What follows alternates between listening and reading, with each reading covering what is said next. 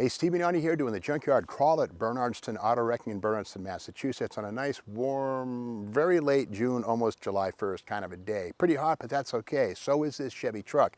This is a 1994 K20 Cheyenne.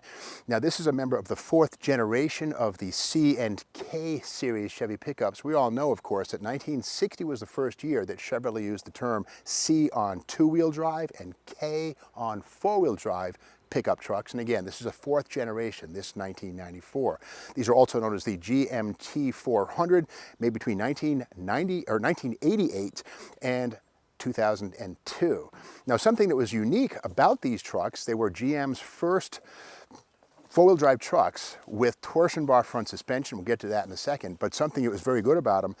You know, Katie, here you are again, always stealing the scene. You know, I do love you, but there's one thing that you'll never have. Opposable thumbs. That's right. You'll never build a space shuttle. You'll never build a Chevy K20. Getting back to the truck, mean scene stealer. That's what she is. Anyway, on four-wheel drive Chevy trucks, what you'll notice is these add-on plastic Fender Arches.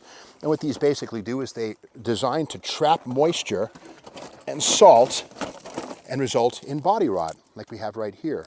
Very, very unique design, guaranteed to sell new trucks 5 or 10 years after these are rolled off the lot. But what they also do is they increase the coverage of the tire because the four-wheel drive trucks have a wider track. So on the front and the back, the four-wheel drivers get these add-on fender flares. They also kind of add a little muscular look. But speaking of rust, one thing that was enhanced on the GMT 400 was the use of galvanized coating on steel, and you can actually see it under the paint, this sort of a funny milky shape. And yes, it has burned through here, but that's galvanized, which is a coating that actually has been fairly successful at keeping this thing from rotting totally. But again, galvanized, the extra attention paid to rust proofing. And now the door's not here, but this is the first Chevy pickup truck without a wind wing. The square bodies of 1973 through 87 would have a wind wing, but not on these here, no more wind wings. But again, this is also the first generation of Chevy truck available for the first time with an extended cab, not seen here. But with that said, you know, Ford and Dodge had extended cabs many years, almost a decade before GM finally gave you the option of an extended cab on a GMT 400 family. Now this one here is a pretty basic truck. It's a Cheyenne, and the Cheyenne, Scottsdale, and Silverado were the big three, but this is the base one, the Cheyenne. And this is a two-seater, small cab, I should say. And inside we can see the bench seat, the standard 80-mile-an-hour speedometer. And believe it or not, the 1994 model year, most other cars did not have the crazy 85-mile-an-hour speedometer. In fact, that mandate was lifted in 1982 as President Reagan took office. But most automakers kept it till 89, 90, and then finally went back to 100, 120, 130, 140-mile-an-hour speedometers. This one does have a little add-on Sun Pro tachometer right here to help the driver of this thing keep track of revs. This is kind of cool. These are not from 1994. Rather 1991, but this is the Chevy trucks full line catalog: vans, blazers, Suburbans, compact pickups, full sizers. And here's the thing, if you look at them, they're both the same, right? No, this one here has furgones, blazers, Suburbans, pickup compactos y grandes. And this is the Spanish version of the very same catalog. Kind of an interesting thing. And again, it says the heartbeat of America on the right, but here it says corazón de América, trifondo, el turco es hoy, etc. I took Spanish. I took 2 years of it. The second one was a repeat of the first one, so I'm not very good at the Espanol. With that said, though, this is not to be confused with the Mexican market catalog, because believe it or not, in Mexico, the Chevrolet trucks were similar but not the same. This is designed for folks here in the States who would prefer to read about the truck in Spanish. But in Mexico, there were absolutely Spanish versions or export versions of Chevy trucks. And we can see all the full line right here, all of this in Espanol.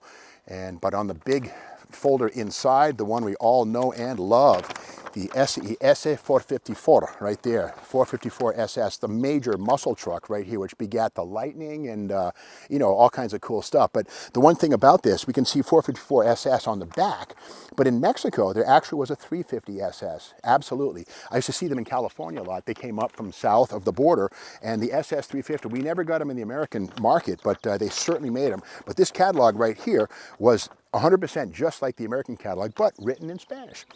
Anyway, one thing also interesting about these are the first Chevy pickup trucks with a glued-in windshield. We can see right here the rubber molding and the chrome lips of the square bodies is absent here, and these are glued in. But if you notice that black border inside, the whole point of that was when the windshield glue was applied, a bit of it would smear out. And what this does is hide the ugly. In fact, if you look at almost any car today, they all have glued in windows. This black border hides the ugly. So that glue can smear out a little tiny bit and it won't look too ugly behind it because it covers it up.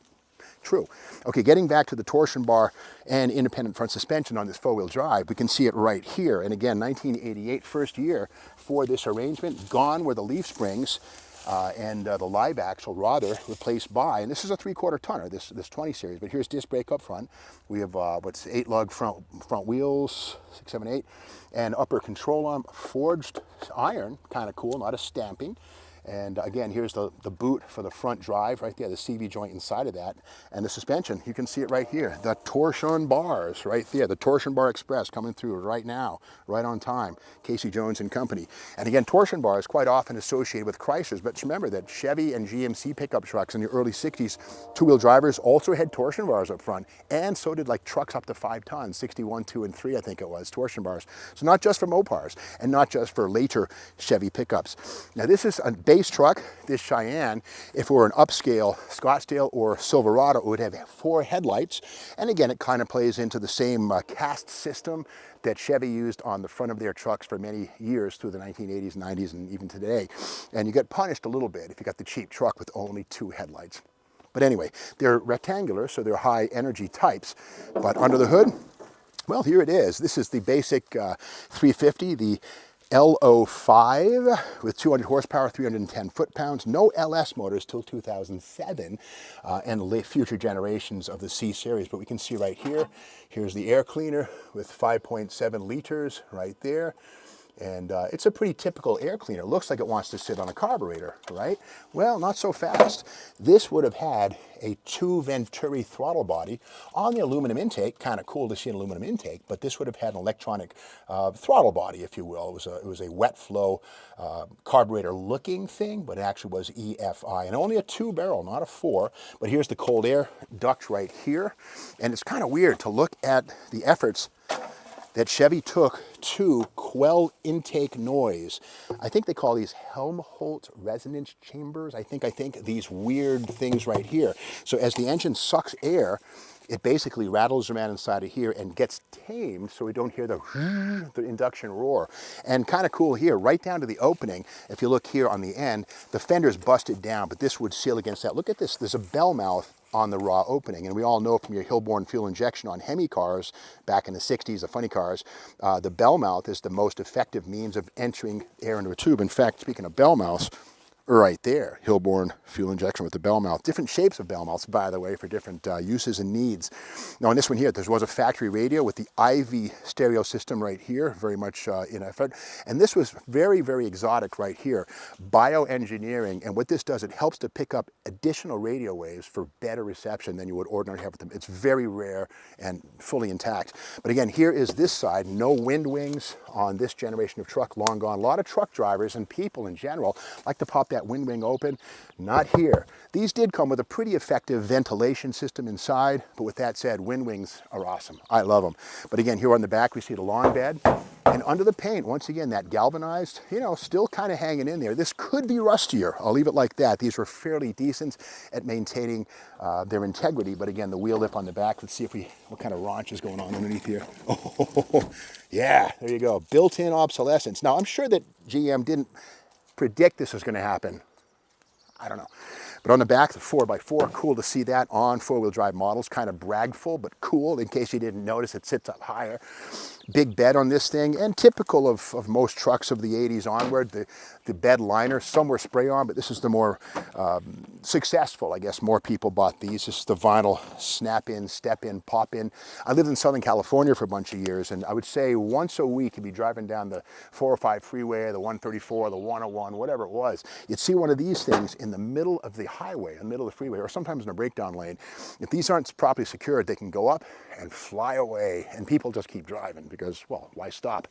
And so, yeah, that's the story really of how the GMT 400 was the 4th generation of the Chevy C and K series pickup trucks as Chevrolet moved from strength to strength. And again, torsion bar front suspension, a return to it. You got to remember that Chevy used it in the early 60s too, so did GMC.